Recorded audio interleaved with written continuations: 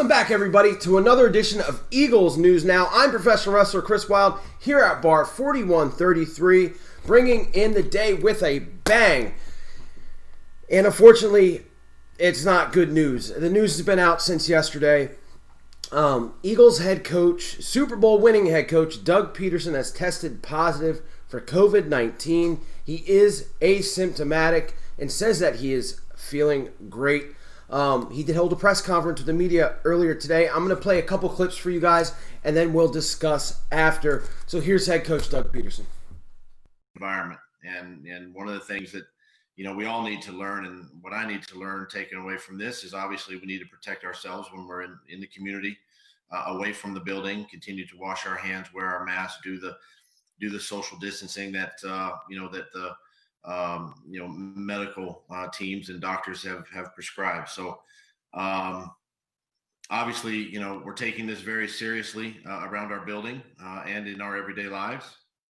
And again, we need to continue to do so. So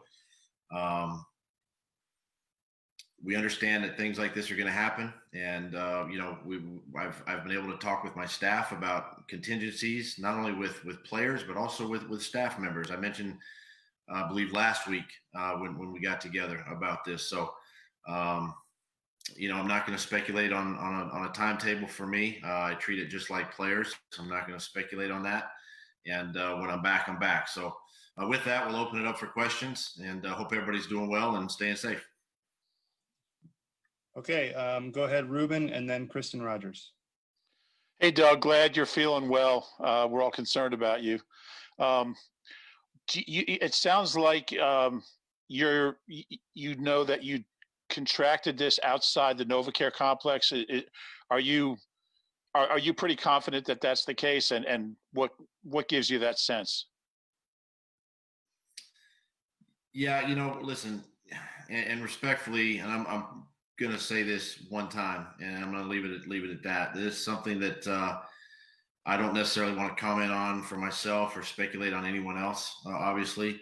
I'm just going to reiterate the fact that, I feel very good about the safety of our building and the protocols that we have in place. That's one thing that I do know. And obviously going through this has reinforced that, for me at this time. Okay, go ahead, Kristen, and then Rob Motti.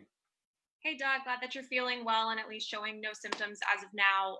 Talking to some of the players yesterday, they said that your message to the team is that it's not just about one guy. When we talk about the contingency plans for the players, for both you coaching virtually, curious what you're trying to tell the guys right now, because it is inevitable, maybe not you testing positive again, but it is inevitable that these players will test positive at some point during this season. You're exactly right, and that's been my message really all off season when we went virtual way back March 12th, March 13th, and the message still is obviously we have to protect ourselves not only in and around the building but outside the building as well. But you know what, the thing is too that it's never been since I've been head coach in Philadelphia, it's never been about one guy or one group of guys or whatever. It's been about everybody, and this is no different.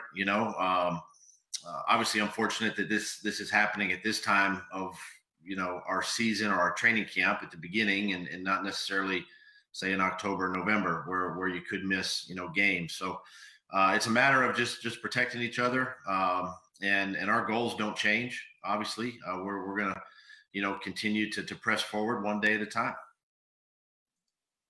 Go ahead, Rob, and then Les Bowen. Hey, Doug, glad to hear you're doing well. Hope your family stays safe. Also, could you tell us a little bit about, I know you want to do as much as you can virtually, but does Deuce Staley take on a bigger role inside the building, and what is going to happen with that kind of structure? I do everything I can virtually. I just finished up a bunch of player meetings, group meetings this morning already. Guys are getting ready for a walkthrough on the field, and yeah, Deuce being the assistant head coach, he just assumes my role, the day-to-day activities in the building, and so he and I talk every single morning. I give him, through communication with him, give him sort of my thoughts on where I'm leading and what I'm thinking, and then he carries that message forward. But he's done a great job, obviously so far, and we'll continue that going. Go ahead, Dave, and then Jeff McLean.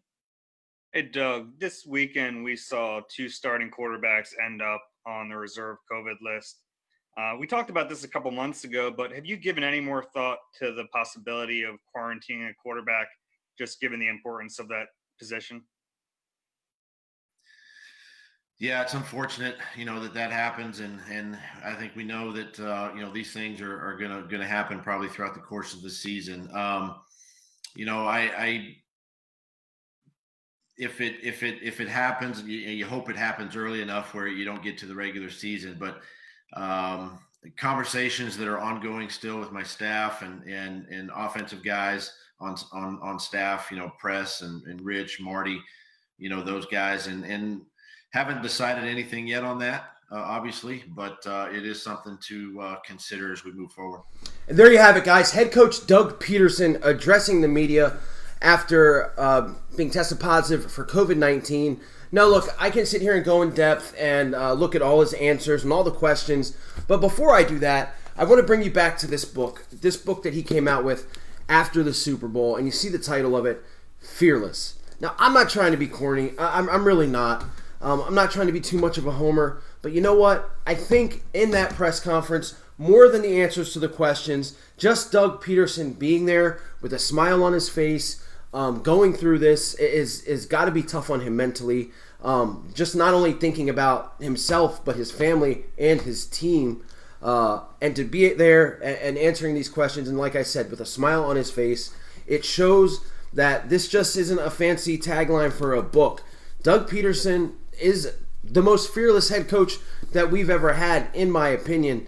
That sends a message to his team. That's what he was doing there. That everything's going to be okay, and that they're going to get through this. Now, some of the answers that he had to some questions. Obviously, he talked about how he's dealing with the COVID-19. He was asked if they're going to quarantine a quarterback. He said they're talking about it, but they haven't come to any decision. I think it's more likely than not, is kind of what I picked up from him on that. He was also talking about running the team virtually, which he's basically done since the offseason started anyway. And that Deuce Staley would pick up the day-to-day operations in person for him. And look, man, I'm a huge Deuce Staley fan. One of my favorite Eagles ever. I've got a football behind me that's signed by the guy.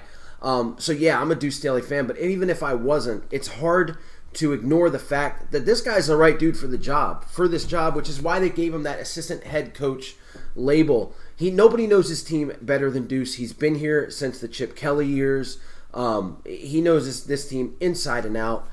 He's one of the few assistants that actually stayed on after the Super Bowl.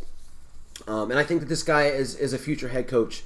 And what he's dealing with right now will definitely pad that resume for Deuce Staley. I'm confident as an Eagle fan with him in that building every day, guys. So that's it. Doug Peterson's press conference. Again, not the whole thing, but I think what it did show more than anything is that we got a fearless head coach here, guys. We've got a guy that has sent a good message, not only to us fans, but to his team, and that's definitely a positive from a negative. So put your prayers out there for Coach Peterson. I know I will. Get well soon, Coach. And look, guys, I want to thank everybody for tuning into my live stream the other night as we rally towards 1,000 subscribers. I never in my wildest dreams, and I know again, corny will be the word of the day. It sounds corny, but each and every one of you have made a difference in my life. Just doing this and gaining these subscribers and people actually watching and listening to the things I say. And these are hard times. These are hard times, baby. And you guys have definitely made life easier for me. So I thank everybody. Thank you, guys. Hopefully we have some more encouraging Eagle news going forward. I'm waiting for it every day. I know it'll come soon. Stay safe. Stay healthy. Go Birds.